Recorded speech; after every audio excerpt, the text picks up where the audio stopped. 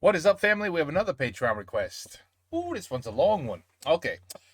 We got deux histoires d'horreur par les deux meilleurs conteurs. Two horror stories told by the two best counters. Conteurs. Les mecs qui comptent. Des numéros, hein, tu comprends? I'm joking. It's storytellers. Storyteller. Conteur is storyteller. Wait, I know. Ok, allez. Bonsoir. Oh, ça fait bizarre de dire bonsoir. Non, tu peux pas surtout. Mais on est le soir. Regarde, dis bonsoir, ça fait un truc. Bonsoir. Ça te fait Ça quoi? rappelle des trucs, quoi.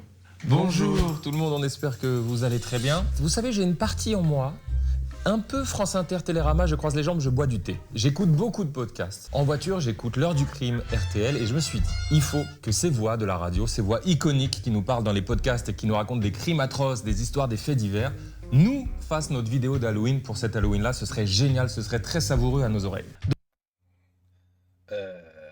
Je suis un peu en retard.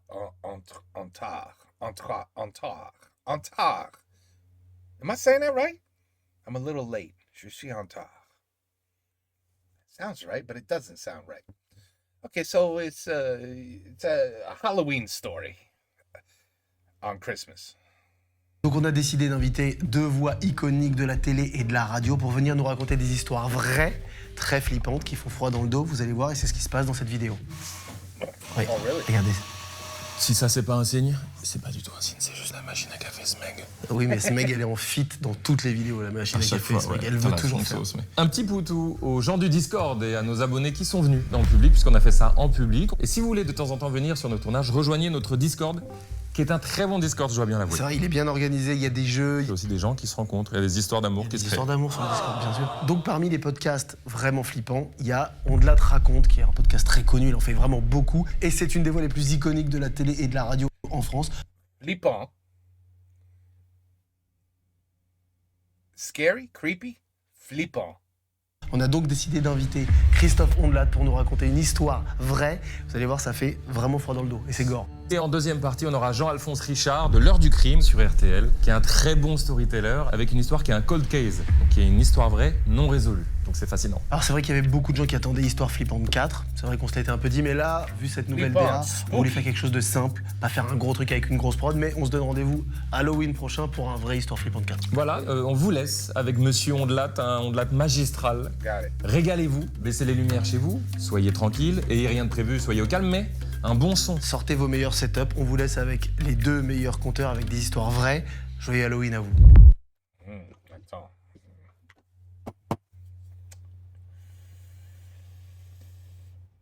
Voilà. Maintenant, je suis préparé.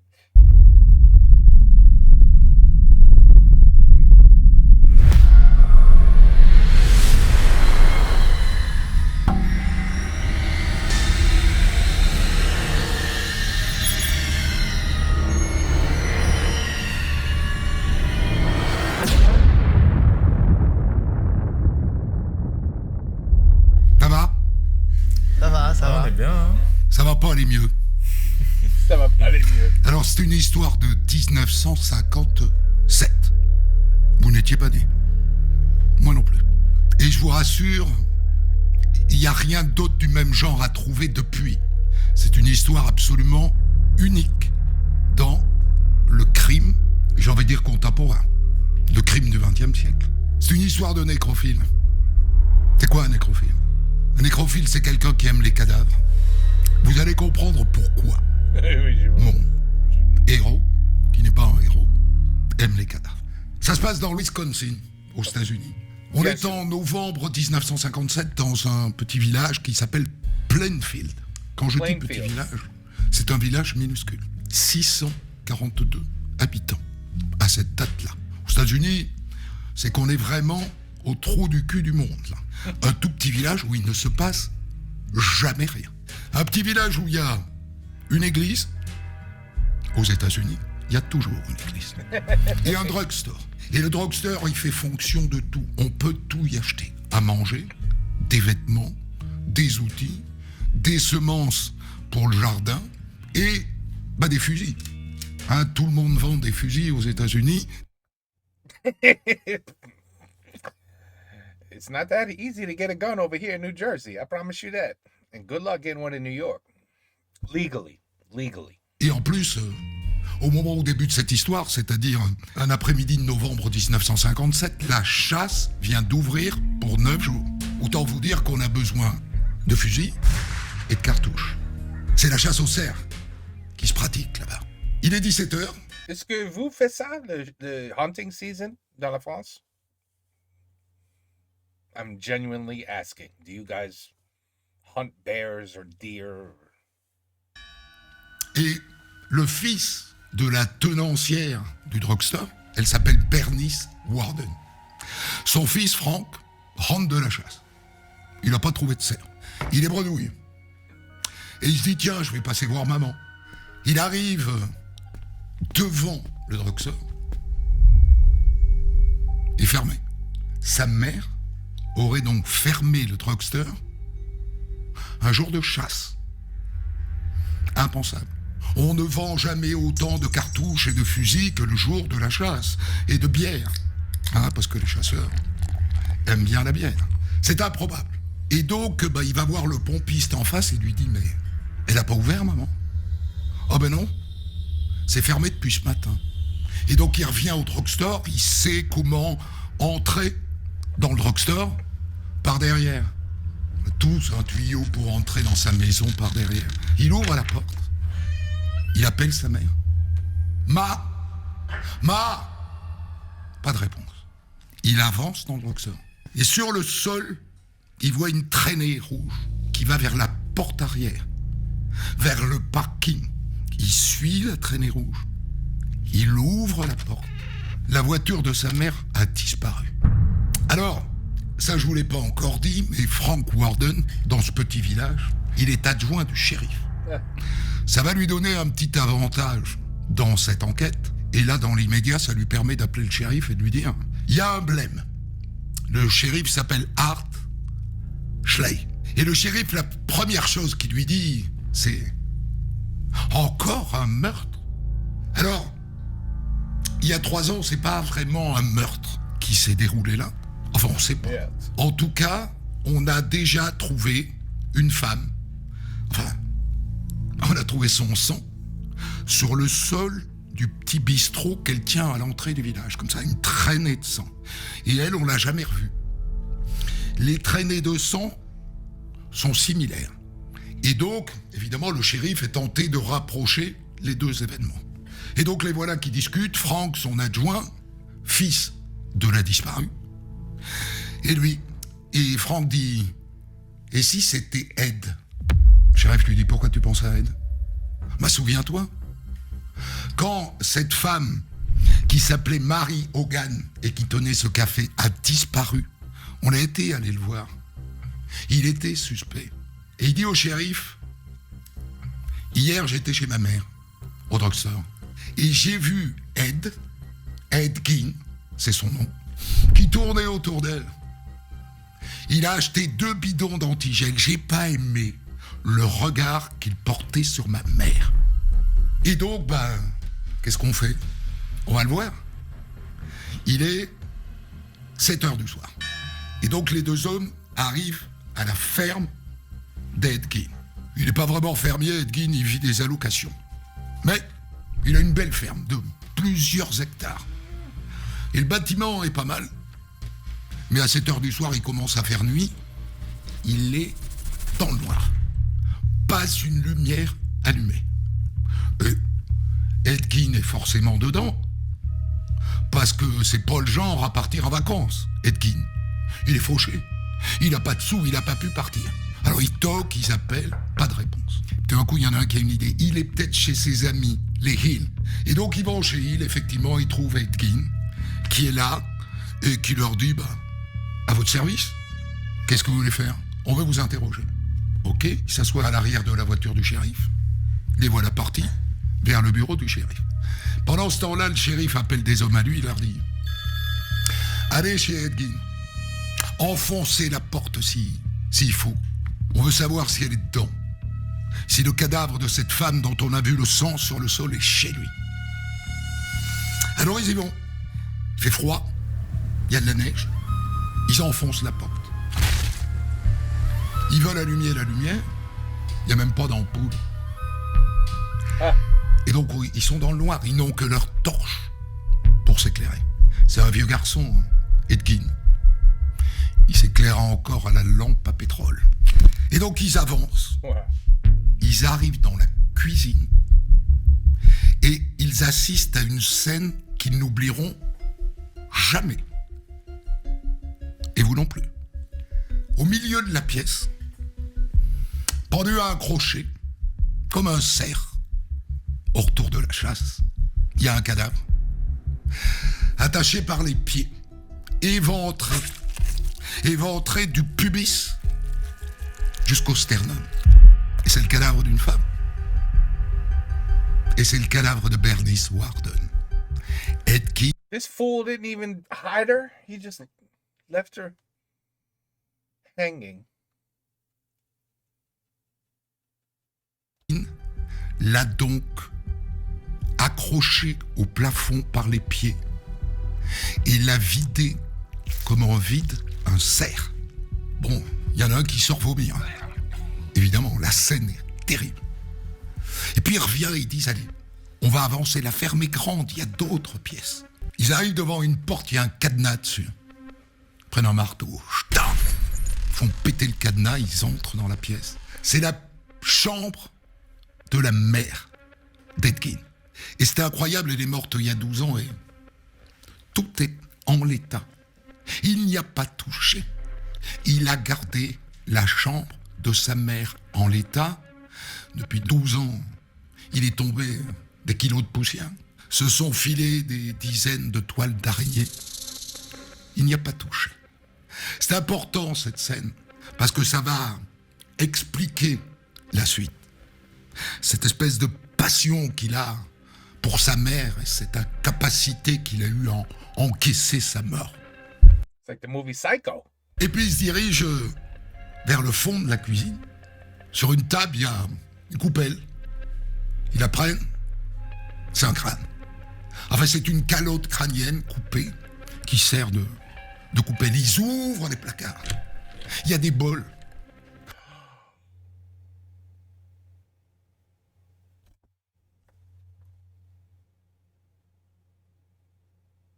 Holy crap. I just realized what story he's telling.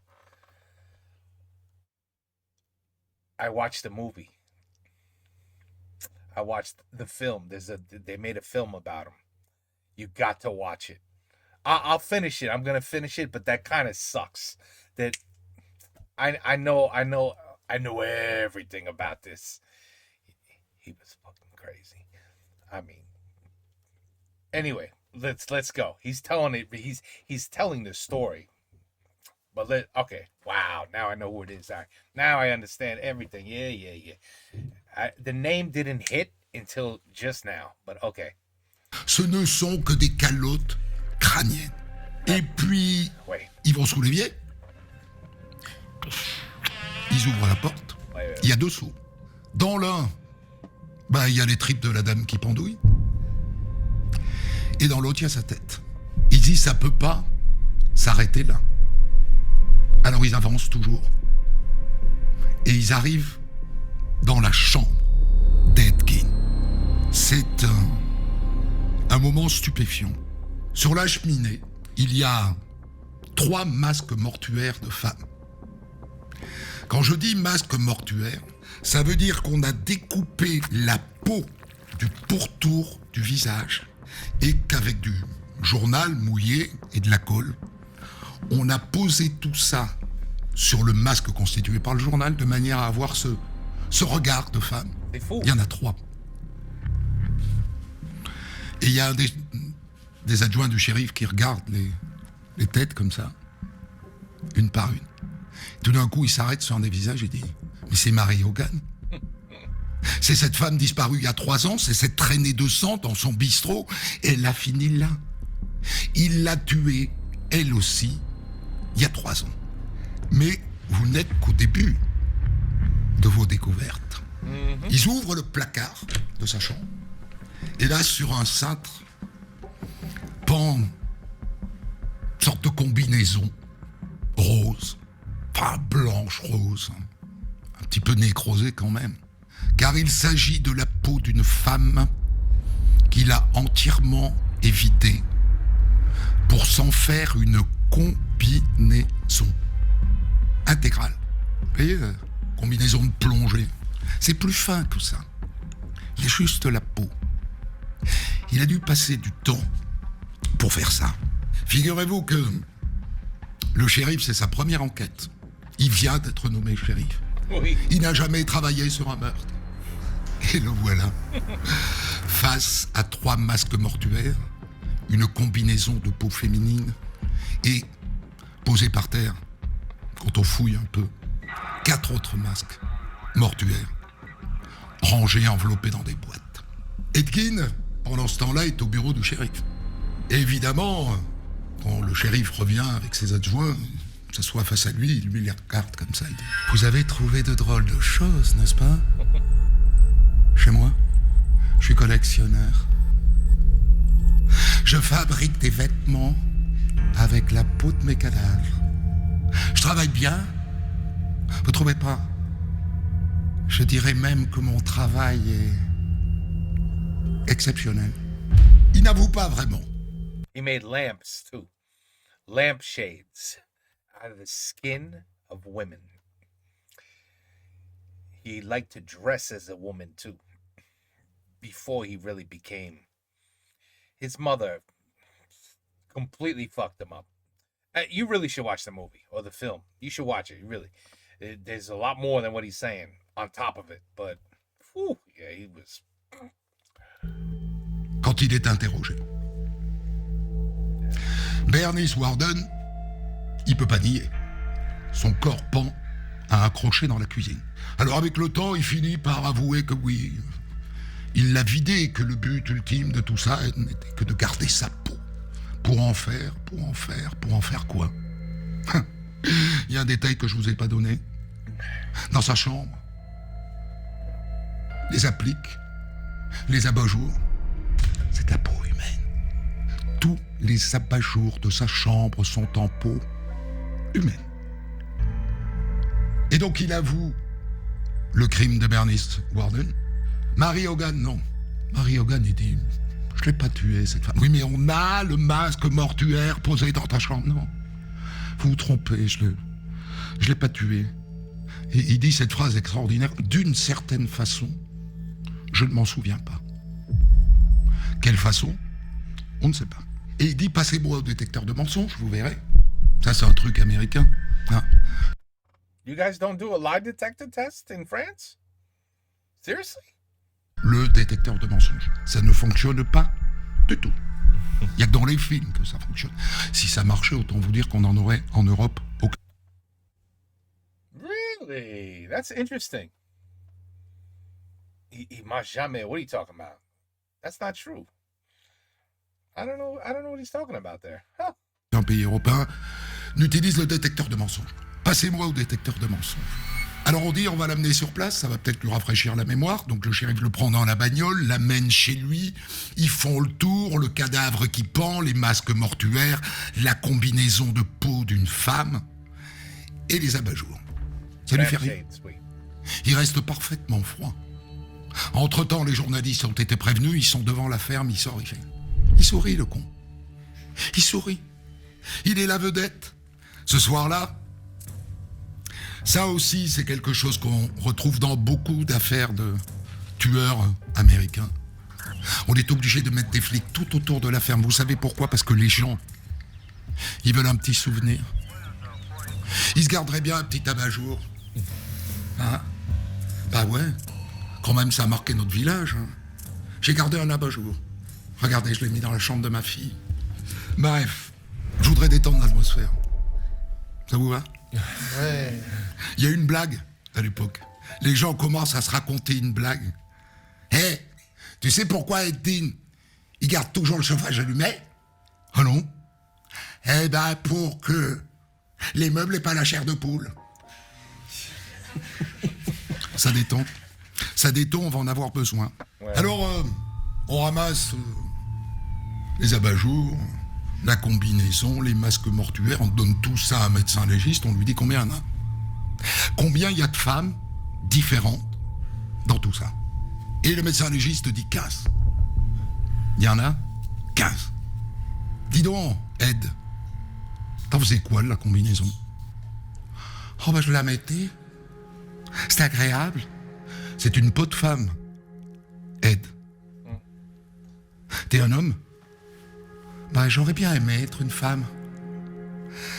J'ai vu qu'en Europe, on pouvait devenir femme quand on est homme. Ça m'aurait bien plu. C'est trop cher, malheureusement, d'aller en Europe pour devenir une femme. Il y a quelque chose de profondément identitaire dans cette affaire-là. Mais pas que. Et donc, il y a 15 femmes. Alors, qui aide?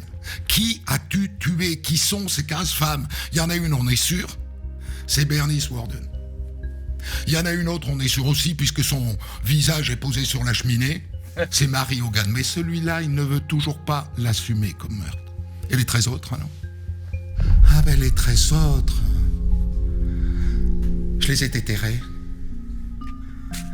Je suis allé au cimetière et je les ai sortis de leur cercueil, je les ai ramenés chez moi pour les vider. Oui. Mais tu avais des relations sexuelles avec ces cadavres? Non.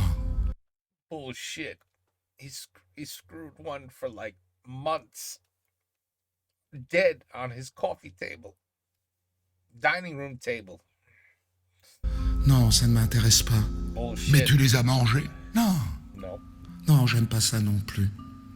Et donc, il finit par raconter que le lendemain des obsèques, des gens du village, quand il y avait un obsèque, il allait déterrer le corps quand la terre était encore fraîche, que le cadavre était encore bien conservé, qu'il le vidait intégralement pour ne garder que la peau des cadavres qu'il avait déterrés. Il dit c'est plus facile de creuser des tombes fraîches, évidemment, que des tombes anciennes.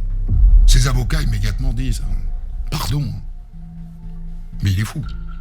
Qui d'autre qu'un fou peut faire une chose pareille? Il était fou. L'enjeu est important parce que s'il est fou, hôpital psychiatrique. Ouais. S'il n'est pas fou, chaise électrique. Aucun doute que s'il n'est pas fou, il finira à la chaise électrique. On est en 1957 dans le Wisconsin. Il n'y a pas beaucoup de gens qui ont des états d'âme vis-à-vis de la peine de mort.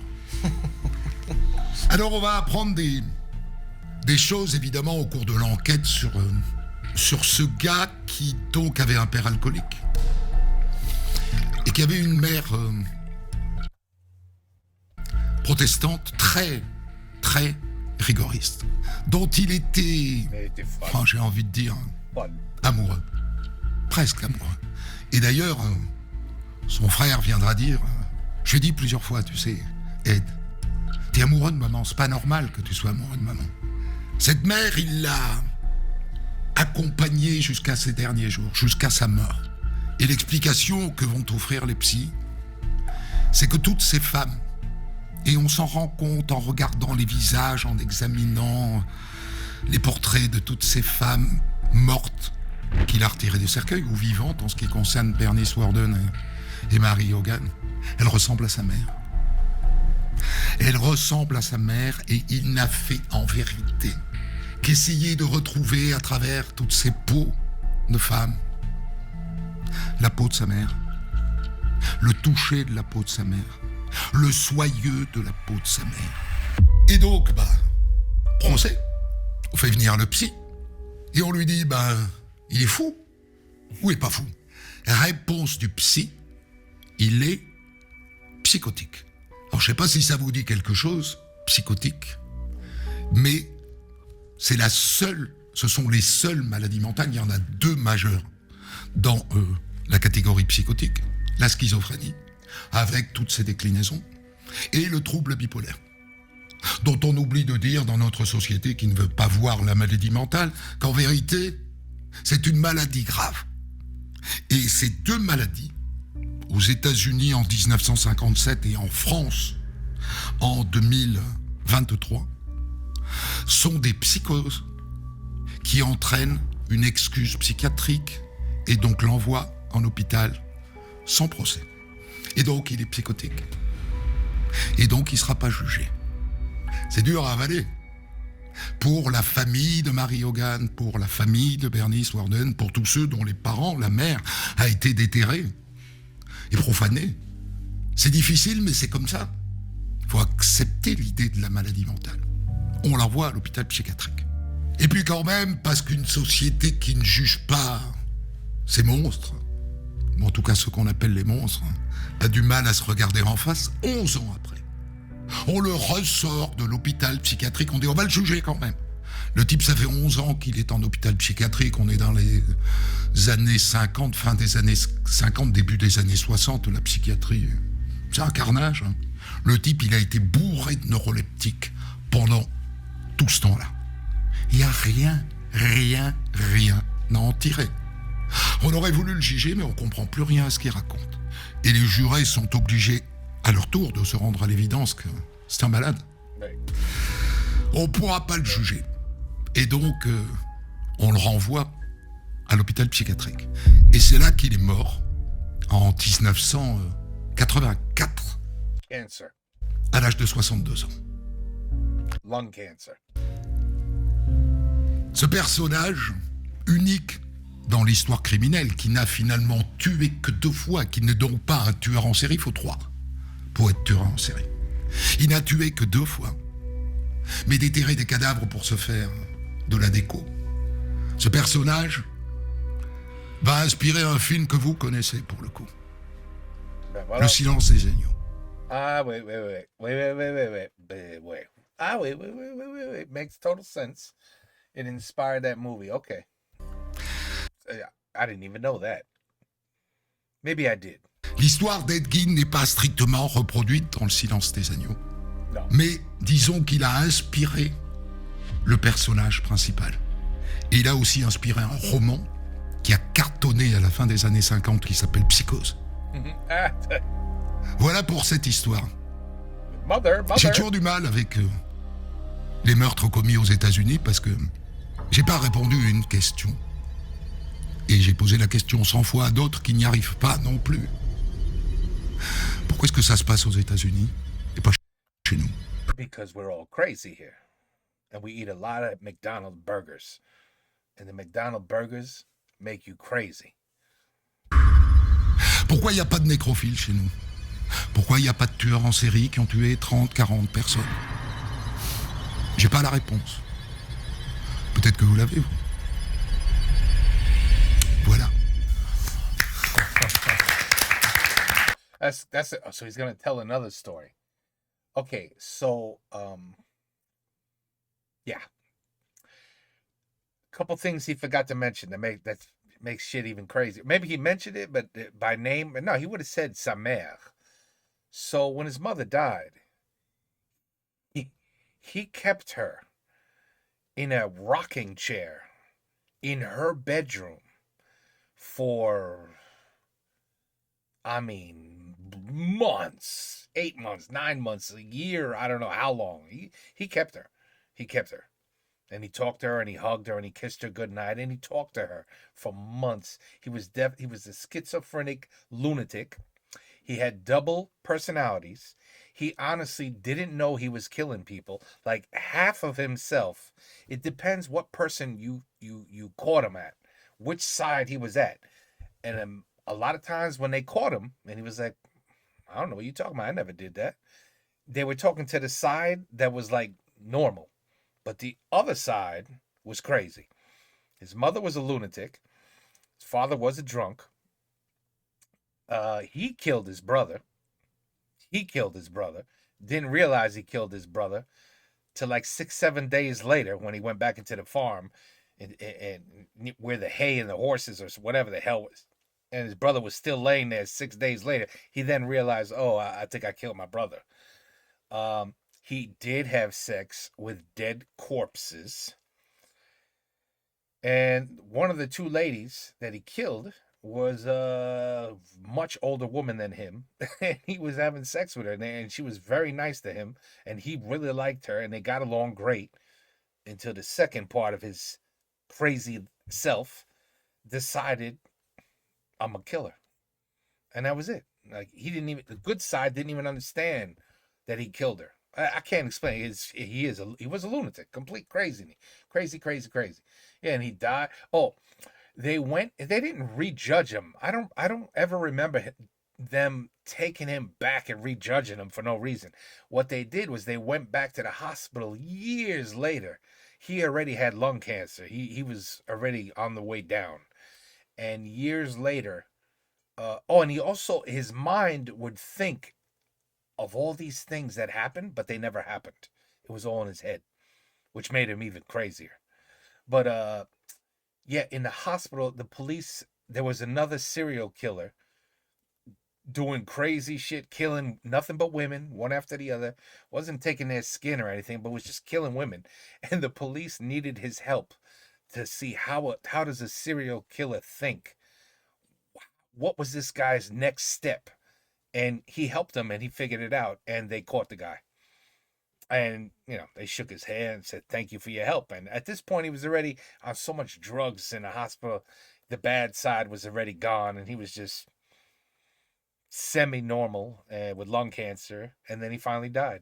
And so there's a lot. Watch the film, because there's way more than what he just said. But everything that he did mention is true. That shit happened. On applaudit un nécrophile quelque part. C'est pas un mythe, il a vraiment existé. Ce qu'il y a de bien avec ces personnages, c'est qu'on peut les mettre à distance. Et puis le temps, 57, voilà, on les met à distance. Je sais pas si je serais capable de raconter une horreur pareille avec un crime contemporain. Ah, Christophe, c'était génial. Ouais. Je peux dire les choses comme ça, sans filtre? Bien sûr. En même temps, c'est pas une insulte. Je voudrais que vous entriez dans votre tête que les maladies psychiatriques sont des vraies maladies, que quand on est schizophrène ou qu'on est bipolaire, on l'a pas choisi. 2, on commence à comprendre qu'on en a souvent hérité, que c'est génétique. Et 3, c'est une maladie au même titre qu'un cancer. Ça se soigne, mais difficilement. Et donc, quand on dit un tel, une telle est schizophrène, et à ce titre-là, on ne va pas pouvoir la juger. Ne considérez pas que c'est une fantaisie de psychiatre. Acceptez l'idée qu'on ne puisse pas juger un malade psychiatrique. C'est important. Ouais, Non, mais c'est hyper il y a une important. partie où on apprend des choses en plus. Mais attention, tous les malades psychiatriques ne sont pas dangereux et tous les schizophrènes ne sont pas dangereux. J'insiste là-dessus. C'est important. Incroyable. C'est une classe de maître, C'est comme on dit tout à chez nous. fait. Des questions? Tellement de questions. Énormément. Pourquoi ma mère est partie vivre au Sable d'Olonne? Alors, On va parler de Janine. C'était génial. Merci d'offrir ça à nous ici et à YouTube. Ouais. Vraiment, c'était trop Encore bravo. bien. merci à vous. Christophe, Oui. on va recevoir un de vos collègues juste après vous, que j'adore aussi, Jean-Alphonse Richard. Avant ça, quel est votre endroit professionnel? Vous n'êtes pas là pour la promo. D'ailleurs, je veux le redire, c'est juste... Oui, tout vous à venez fait. parce que vous avez accepté, parce que vous kiffez, donc c'est génial et un peu flatteur aussi. Quelle est votre vie professionnelle? Est-ce qu'on peut dire quelque chose aux gens, quelque part où vous vous retrouvez? Alors, j'écris un podcast par jour, qui est disponible sur toutes les plateformes sous le nom On de la raconte. Après, j'ai une équipe qui me prépare les trames. Je ne vais pas aller moi-même chercher qui a fait quoi, où, quand, comment. Donc, j'ai une trame assez neutre. Et à côté, moi, j'écris mon texte. Voilà. J'écris un texte de 23 000 signes par jour. À ce jour, j'ai écrit 4 fois la Bible. C'est génial. La bio Insta de Monsieur Ondelat. La Bible, Qu'as-tu c'est- fait, toi? Moi, j'ai écrit 4 fois la Bible. La Bible, c'est à peu près 6 millions de signes. Donc mon podcast est disponible tous les matins à 6h. Et ensuite, il devient une émission de radio à 14h. Merci infiniment. Ouais, merci beaucoup et He's a very good storyteller. joyeux Halloween à vous. And Merry Christmas. Par ailleurs, je déteste Halloween. C'est vrai, c'est la Bah oui, c'est un truc américain qu'on a importé. Ça l'est. Qui est commercial, qui est la uniquement meilleure commercial. C'est You mean like Valentine's Day? At this point, Christmas, Thanksgiving. They had to find a way to make money on that, so they made Black Friday, which is such a bullshit sale. All stores, you save so much money if you shop when you're supposed to be Thanksgiving, but instead they want you to just go and buy. So they ruined that too. Yeah, but you guys, at some point, you guys have to just say no. No, we don't want your McDonald's. We don't want your burgers. We don't want your milkshakes. We don't want your Coca-Cola and Pepsi, and we don't want your fucking Halloween. You guys got to learn how to say no. That's it. Just say no. Because the more you say yes, the more it gets worse here. You know what I mean? You're making it breathe and live and get stronger. You have to say no. So it ain't shit nowhere ever in the world, nothing. And then maybe over here it'll just die down. You know what I mean? But yeah, Halloween is... The thought of Halloween is fun. You know, kids going out and trick or treat, and they get candy for free. They go to houses, they get candy. That's it. But then, like he just said, it's purely after that. It's just how much can we make with costumes and masks and this and that, and now we have to decorate our houses and put shit on the lawn. Put a wolf that goes rawr, rawr, and voila. $399 for an animal that growls. Or, you know, no, it's bullshit. He's right. Pas dans notre tradition, nous. Nous, à cette saison-là, on se souvient des morts. On a envie de vous écouter des heures. C'est dur de vous laisser partir. Oh, Je voudrais que Christophe lise une liste de courses, simplement, ça me dirait. Waouh, merci beaucoup. That was good.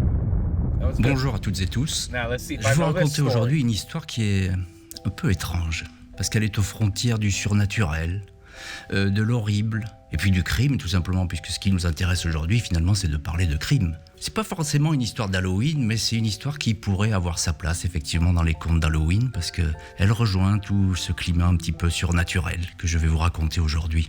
Pour ça, on va d'abord partir aux États-Unis. On va faire un petit crochet, pas très loin de New York, dans une luxueuse résidence.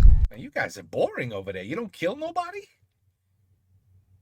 À Pocantico Hills. Anyway. Alors Pocantico Hills, c'est un quartier magnifique qui est peuplé de grandes villas et avec des grandes familles.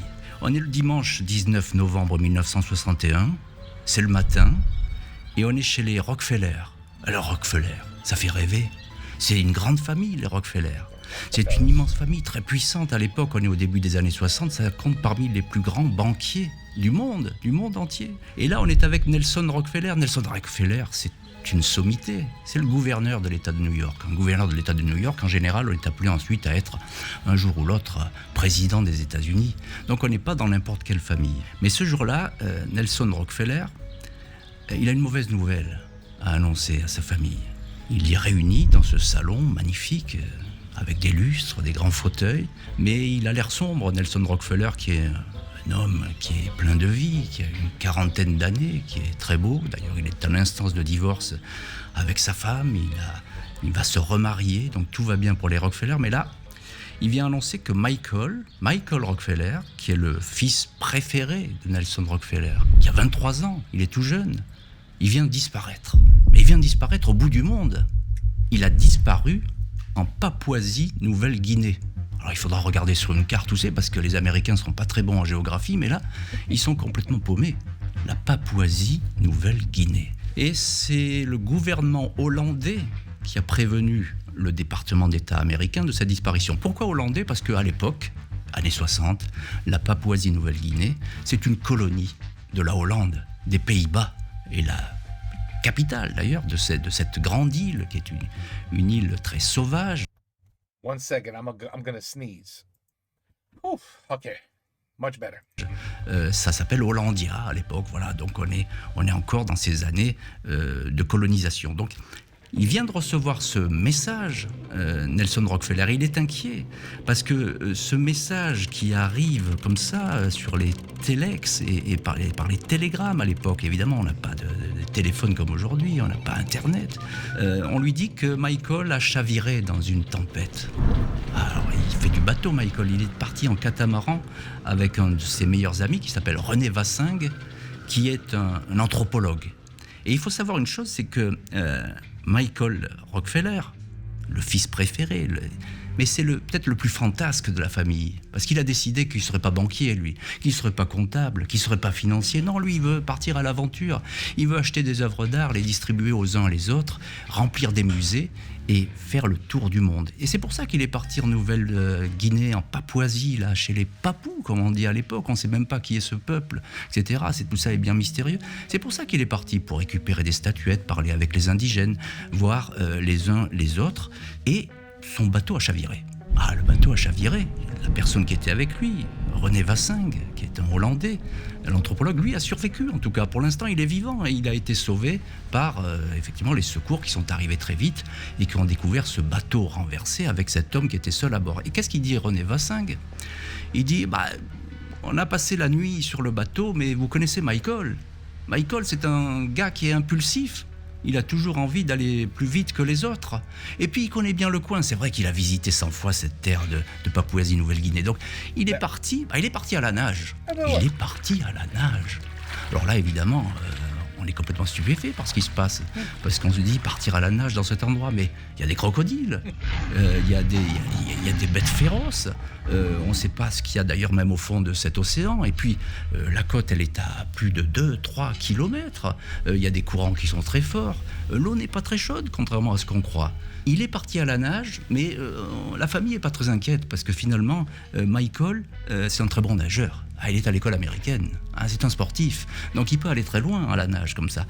Et donc on est sûr qu'il a survécu, qu'il s'est posé sur une plage quelque part et tout, etc. Alors là, ça commence un petit peu à se tendre, évidemment. La famille Rockefeller, je le répète, elle est très riche. Et qu'est-ce qu'ils décident ? Ils décident, on part tous en Papouasie-Nouvelle-Guinée, on amène un avion pour les recherches. Encore une fois, on ne compte pas sur les dollars à ce moment-là.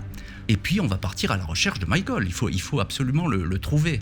Et pour vous dire la puissance des Rockefeller, c'est que le président des États-Unis de l'époque, JFK, Kennedy, il envoie un télégramme à la famille Rockefeller en disant « Si vous avez besoin de quoi que ce soit, je mets l'armée à votre disposition, je vous donne ce que vous voulez. » Ce télégramme, je l'ai sous les yeux. Donc, je vais vous le lire spécialement pour vous, parce qu'il est rare, ce télégramme. Télégramme de JFK à la famille Rockefeller. Je suis profondément désolé d'apprendre ce qui arrive à votre fils. Le gouvernement et toutes les personnes qui lui sont rattachées sont soucieux de vous aider de toutes les manières possibles. N'hésitez pas à faire appel à nous pour une quelconque aide que pourrait vous apporter le département de la Défense ou toute autre agence gouvernementale. C'est dire la puissance des Rockefeller. Donc tout le monde part là-bas. En Papouasie-Nouvelle-Guinée, évidemment, les Américains, ils savent faire parce qu'ils emmènent aussi beaucoup de journalistes avec. Donc, sur place, ça va être un peu une débauche de moyens, c'est-à-dire qu'il y aura des hélicoptères, il y aura des bateaux qui seront mobilisés, etc. On va rechercher ce garçon qui a disparu, qui est parti dans une eau qu'il disait chaude, mais on ne sait pas trop où est-ce qu'il a atterri, en fait. La Nouvelle-Guinée-Papouasie, c'est une espèce de croissant qui se dessine comme ça sur la carte. On ne sait pas trop où on va atterrir et surtout où les courants vont vous mener. Le fait est, c'est que quand il arrive, tout le monde est optimiste. On lui dit, il n'y a pas de souci. Michael est un bon nageur. Et puis en plus, s'il a survécu, il a de fortes chances d'avoir été accueilli par les indigènes. Mais les indigènes, ils sont formidables. Les indigènes, ils sont très accueillants. Il n'y a pas de souci. On fait rentrer les gens chez soi, on les soigne, on les aide, etc. Donc il n'y a pas de problème. Ah oui, c'est vrai que il y a une quinzaine d'années, c'est vrai qu'on coupait un peu des têtes. Quoi ? C'est vrai qu'il y a une quinzaine d'années, on mettait un petit peu les têtes au bout des pics. Il y a quinzaine d'années, ou peut-être un peu plus, on mangeait les hommes. Ça arrivait, il y avait des sacrifices rituels. Mais c'est fini, monsieur Rockefeller, rassurez-vous. Tout ça, c'est un temps révolu.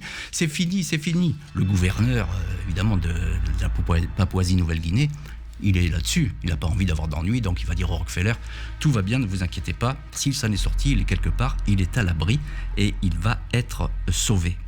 On sait que Michael Rockefeller, il a rendez-vous avec un missionnaire hollandais, le père Cornelius van Kessel. Sauf le père Cornelius van Kessel, c'est important ce que je vous dis parce que par la suite, vous allez voir les révélations que va faire le père Cornelius van Kessel. Le père Cornelius van Kessel, il n'est pas là. Il est perdu dans la jungle. C'est des contrées qui sont très compliquées. Et on ne peut pas y accéder comme ça. Et on arrive uniquement par la côte. Il faut savoir marcher, il faut connaître les sentiers, etc. Tout ça était très inhospitalier. Le fait est, c'est que les recherches vont se poursuivre et puis le vendredi 24 novembre, on est là 5 jours après la disparition. Ça fait pas beaucoup, mais ça fait beaucoup vu la zone immense qui a recherché. Il n'y a pas de nouvelles. Et effectivement, le ministre de l'Intérieur néerlandais, encore une fois c'est la Hollande qui dirige ce petit pays, il va dire il n'y a plus aucun espoir de retrouver Michael Rockefeller. Le 28 novembre, donc 4 jours plus tard, Nelson Rockefeller, le gouverneur, et sa fille Marie qui était venue. Marie, elle adore, c'était son frère jumeau, donc elle l'adore, elle était venue. Mais ils repartent chez eux, aux États-Unis. Fin de l'histoire. Évidemment, Michael Rockefeller, il n'y a plus beaucoup d'espoir de le retrouver, au point qu'un mois après l'annonce, eh bien, le gouverneur annonce que toute la zone a été fouillée, il n'y a plus d'espoir. On a tout retracé, on a parlé aux habitants, etc. Il n'y a rien. Voilà. Le père Rockefeller, il remercie les autorités. Il vient de perdre son fils le plus cher, et celui sans doute qui avait le plus d'avenir dans la lignée Rockefeller. C'était peu l'artiste de cette famille. Donc effectivement, on le pleure, mais il n'est pas là. Il n'y a aucun corps qui est retrouvé, aucun signal qui puisse dire qu'il soit vivant, ou d'ailleurs qu'il soit mort, on ne sait pas, mais le fait est, c'est qu'on ne le retrouve pas. Et le gouverneur, il s'appelle Peter Platel. Il est étrange, ce gouverneur, quand même. Parce que lui, ce qu'il veut, c'est la paix. Il veut surtout pas. Il sait que les indigènes, les autochtones, les tribus locales sont en train de se rebeller en ce moment même. Donc lui, il veut pas d'histoire avec une histoire Rockefeller qui vient un peu l'ennuyer, là, au milieu. Mais Peter Platel, il cache beaucoup de choses, ce gouverneur. Et il cache sans doute la vérité. Il cache 2 lettres. 2 lettres qu'il a gardées dans son tiroir. Il a un tiroir, là, comme ça. Il les a placées là. Il les a lues 10 fois, ces lettres. Et ces lettres, elles sont capitales, parce qu'elles font basculer l'histoire dans une toute autre dimension. On n'est plus du tout dans l'affaire de l'accident, de la noyade, mais tout à fait autre chose. Les 2 lettres, elles sont signées, alors les noms sont en hollandais, ce sont des missionnaires hollandais, 2 missionnaires, 2 curés qui sont partis là pour évangéliser les autochtones, Hubertus von Page et le fameux Cornelius van Kessel, avec qui, effectivement, le fils Rockefeller, Michael, avait rendez-vous. Et qu'est-ce qu'il raconte ? Il raconte qu'autour du 19 novembre, il y a des piroguiers d'un petit village qui étaient le matin à la pêche dans un village concurrent. Et qu'est-ce qu'ils aperçoivent ? Un crocodile. Et ils s'approchent parce qu'un crocodile, c'est totalement délicieux. Ça vaut toutes les langoustes et tous les homards du monde. Et donc on a les friands, puis en plus on peut récupérer la peau pour faire des sacs à main, etc. Ou même des étuis pour les armes. Ils se sont rapprochés, mais c'est pas un crocodile. Ils ont aperçu ce qu'ils appellent un tuan. Un tuan, c'est quoi ? C'est un blanc. C'est comme ça qu'on l'appelle là-bas. Mais cet homme, il n'est pas mort du tout. Il nageait sur le dos. Et ils ont été très surpris parce qu'ils n'avaient jamais vu ça. Déjà, un blanc qui nage dans cette espèce d'embouchure au sortir de l'océan, c'est pas fréquent. Et là où ça se corse, c'est qu'il y a cette description. Alors le missionnaire, il est très troublé parce qu'il dit que ça correspond exactement à Michael Rockefeller. Et ils disent que effectivement, ça s'est pas forcément très bien passé et qu'il a été tué, Michael Rockefeller. Ils donnent pas encore trop de détails. Mais ils lui disent, tu sais, le tuan, les fémurs, ils ont été transformés en poignards, les tibias, ils ont été taillés en pointe pour la pêche, 15 hommes se sont partagés les reliques du corps. Ça, c'est la lettre qu'écrit le missionnaire au gouverneur. Mais le gouverneur, il n'a pas envie du tout de s'occuper de ça. Et la raison pour laquelle le tuan, le blanc, a été tué, c'est une riposte à des massacres qu'ont fait les Hollandais sur cette tribu quelques années auparavant. Et puis il y a aussi Cornelius van Kessel qui, lui, s'est entretenu avec ces mêmes indigènes parce que lui, il connaît vraiment bien la région. Il y est tous les jours. Il les connaît par cœur, il parle la langue. Ça, c'est très important. Je vais vous lire un extrait de ce qu'il envoie. Il envoie un rapport de 15 pages. 15 pages au gouverneur. Il est certain que Michael Rockefeller a été tué et mangé par les habitants d'Otsjanep, c'est le village local dont je vous parlais. C'est écrit en lettres capitales. Une vengeance à propos de la fusillade 4 ans plus tôt. Et le père Van Kessel, il connaît et il donne les prénoms des hommes qui lui auront raconté ça. Alors, Michael Rockefeller, on connaît ça à la fin de ses jours. Il a été achevé à coups de hache sur la nuque. Il a été entièrement dépecé. On l'a fait griller. Et il y a une cérémonie qui existe, qui est d'ailleurs qui est dans les livres, hein, qui existe, qu'on sait, une cérémonie ancestrale qui fait qu'on déguste dans le silence l'homme sur des pics de bois.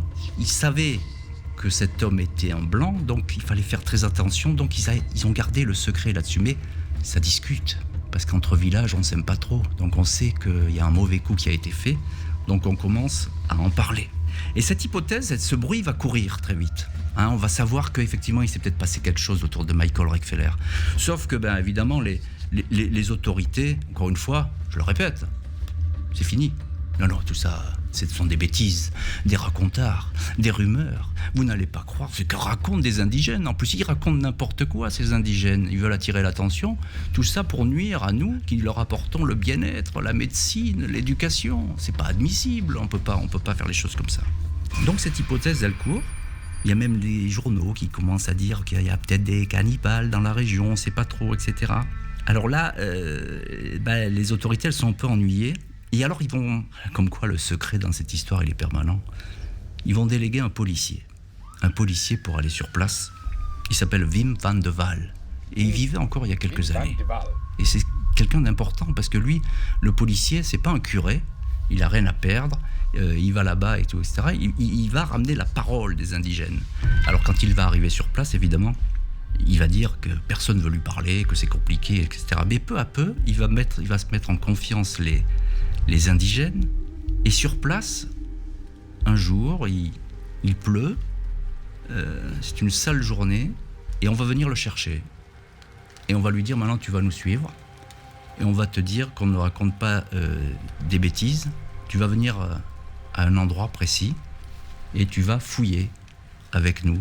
Et là, Wim van de Waal, qui est encore une fois un policier, donc fatalement c'est une histoire de crime, cette histoire. Il y a un crime qui a été commis, on le sait, mais on ne peut pas le prouver. Mais il va découvrir des indices. Il va découvrir le crâne, tout simplement, de Michael Rockefeller, qui était caché dans la boue. On a creusé la boue, on a extrait un crâne, et puis on a extrait quelques os. Le crâne n'a plus de mâchoire inférieure.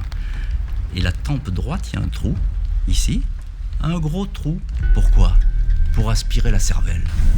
C'est comme ça que ça s'est passé. On l'a mangé parce qu'il fallait qu'on prenne sa puissance. C'est ce que disaient les indigènes. On voulait qu'on prenne sa puissance, on voulait qu'on prenne ce qu'il avait de bon en lui. On l'a dévoré. Et désormais, il y a quelques hommes, ici, là-dedans, sur cette île, qui vivent avec Rockefeller. Alors, What the?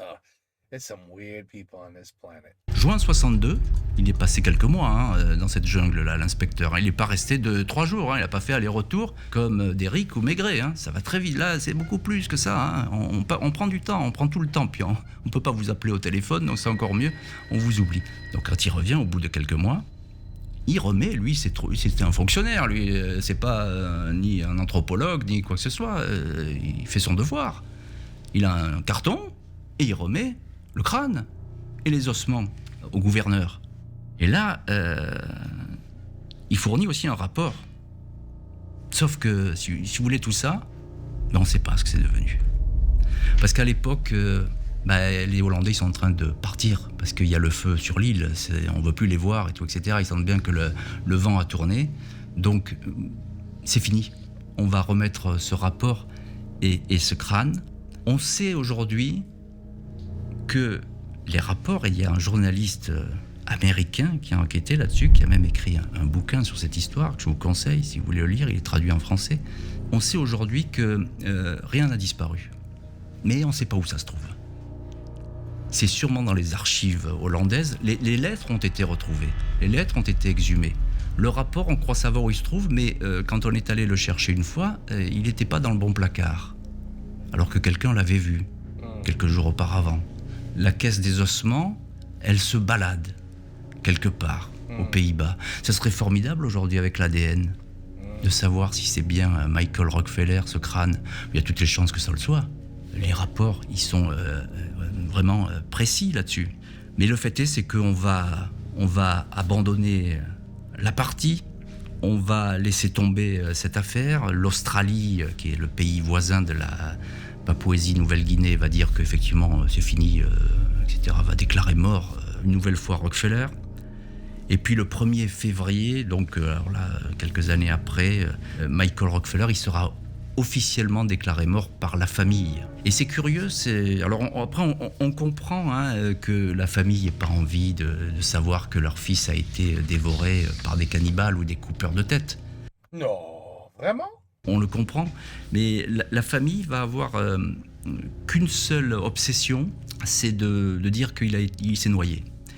Jamais on ouvrira une enquête là-dessus, jamais on le cherchera même à avoir les ossements, ce qui aurait été formidable, moi je trouve, de retrouver quand même une trace du fils chéri disparu. Eh bien non, ça passera pas, on n'ira pas jusque-là. Et pour terminer, le journaliste dont je vous parlais, c'est un journaliste du New York Times qui s'appelle Carl Hoffman, qui est une espèce de génie enquêteur, un mec formidable. Il est parti là-bas pour écrire son bouquin. Et il a retrouvé les descendants de ceux qui avaient dévoré, ou enfin les présumés assassins, on va le dire comme ça, meurtriers plutôt qu'assassins, parce qu'il n'y avait rien de prémédité là-dedans. Il a retrouvé les parents, etc. Et on lui a confirmé. On lui a dit, mais cette histoire, mais nous on est au courant depuis des années. Aujourd'hui, les indigènes, ils sont en jean comme vous et moi, avec des blousons, les villages ont bien changé. Et c'est l'histoire que tout le monde connaît, sauf que cette histoire, elle est taboue. Là-bas, sur place, elle porte malheur. Il ne faut pas en parler. Hoffman, on va lui dire, et c'est dans son bouquin, donc je vous le cite, parce qu'il faut rendre à César ce qui appartient à César. Ne dites rien, gardez cette histoire secrète. Si vous la racontez, cela vous portera malheur et vous mourrez. Gardez tout cela pour vous, pour toujours. Hélas pour moi, je viens de vous raconter l'histoire. You're screwed. Merci à vous. I never knew about this. I never heard about that, about the Rockefeller son. Never knew about it. Ça fait du bien de...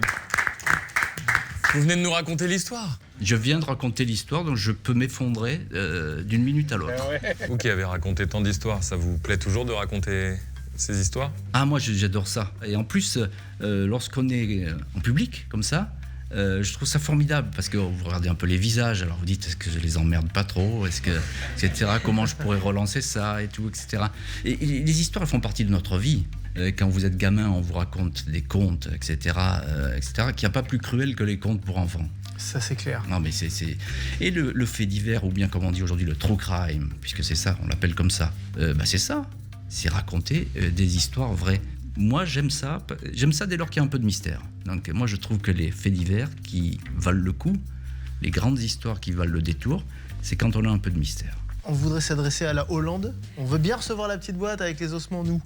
Quelqu'un là. Quelqu'un là, il y a quelqu'un là, c'est sûr. La boîte existe, la boîte a été vue, la boîte existe, la boîte se balade, la boîte des ossements se balade. Disons que si ça sort aujourd'hui, c'est peut-être risqué aussi avec les Rockefeller, qui est toujours une famille très puissante. C'est peut-être ça qui pose problème. Oui, les Rockefeller, oui, mais c'est possible, parce que les Rockefeller, ils sont moins puissants, moins en vue, peut-être. Oh, much less powerful today. Peut-être qu'à cette époque-là, mais le rideau a été tiré officiellement. Donc aux États-Unis, c'est fini. Aux États-Unis, c'est un peu particulier. Quand vous décidez que c'est terminé, en général, c'est terminé. Et s'ils avaient saisi la justice américaine, ils auraient sans doute eu la réponse. Parce qu'aujourd'hui encore, s'ils n'avaient pas eu la réponse, aujourd'hui encore, l'enquête continuerait. C'est ça les cold cases aux États-Unis. On ne ferme pas une enquête. En France, ça va beaucoup plus vite, parfois. Mais la famille était atterrée par ce truc-là. Ils ne pouvaient pas imaginer. Et on comprend. I would rather hear that my son drowned than my son was murdered and eaten and part by part was distributed to the village people. No, I would just tell me he drowned. Right? Right. Votre frère, votre sœur, votre fils, votre fille en train d'être mis au bout d'une pique et dévoré en silence, certes, et avec respect, on est d'accord, et avec respect, mais sans modération. Donc ça, c'est une histoire vraie, non résolue. Ah, c'est une histoire vraie. Ah, alors, oui, elle est non résolue parce que officiellement, c'est pas un crime.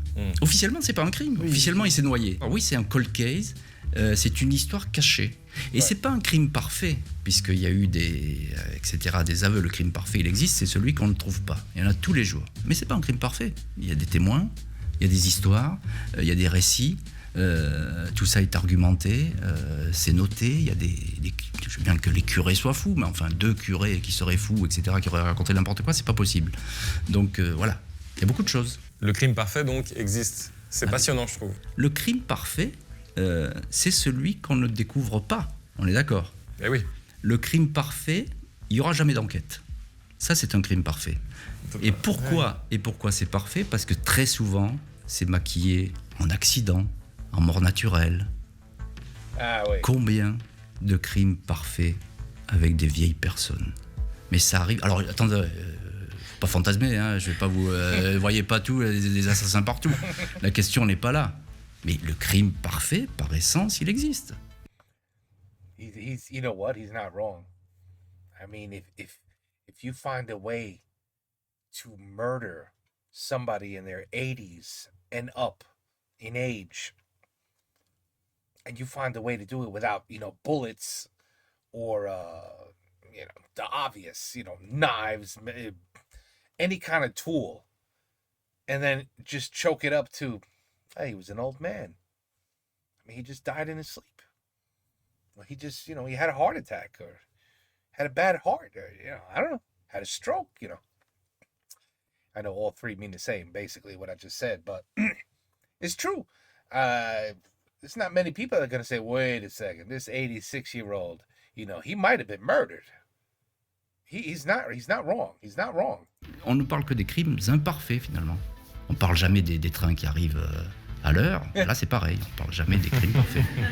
Hey, he's right. Bon bah, merci beaucoup. C'était un plaisir. C'était très agréable de faire ça avec vous. Voilà, je voulais vous le dire. Ah, trop J'ai bien. passé Génial, un merci. excellent moment. J'espère que ça se refera. Jean-Alphonse. That was cool. How about some stories in other countries? I mean, damn. Y'all really must think America has really a bunch of lunatics living in it. I mean, damn. We got serial killers. We got people that dig up corpses and then have sex with the corpse and then decide, hey, that would be a nice mug if I use his skull and cut it in half. It could be a good soup bowl. I mean, why only in America? Why? What is going on? We have to look into that. That's a problem. But anyway. Avant que vous partiez, vous n'êtes pas là pour la promo, vous êtes là pour la Pas du passion. tout. Ouais, Mais pour le il plaisir. n'empêche que moi, je l'ai dit dans l'intro, mais j'adore ce que vous faites, donc sur RTL, si je Oui, ne alors m'abuse. RTL, l'heure du crime, 14h30, 15h30, du lundi au vendredi, podcast évidemment, ça vous trouverez facilement. Juste un petit détail, comme ça me fait plaisir, c'est un peu pour flatter mon ego. J'écris tout, moi. J'écris toutes mes histoires. J'ai pas d'auteur. On est un peu, je dis toujours ça, mais le Louis Vuitton du crime. C'est le petit atelier qui fonctionne. Justine Vignot, Marie Bossard, un réalisateur, une stagiaire. Voilà les ingrédients de l'heure du crime. Vous êtes les bienvenus quand vous voulez. Évidemment, si vous voulez assister à une émission, on vous accueille avec plaisir. Pas de souci. Je vous invite à écouter ce podcast, c'est pour ça que vous êtes C'est ici, gentil. parce que vous êtes un des meilleurs storytellers du pays. On va vous applaudir une dernière fois, et Ouais. merci beaucoup. Merci à vous. Merci à vous. That was good. That was good. That was interesting. That was interesting. Oh yeah, I've seen them before. Oh, McFly and Carlito. Of course. I knew I recognized the guy with the hat, but I know, oui, c'est lui. C'est lui. Et bien sûr, I knew them both. But of course I'm focused on the storytellers, but very interesting. Like I said, I watched the film about the first story. C'est vraiment incroyable that somebody like that existed. No, really. And then the second story, completely clueless. I never knew nothing about the Rockefellers. Never really gave a shit about the Rockefellers. But I didn't even know Rockefeller's son died.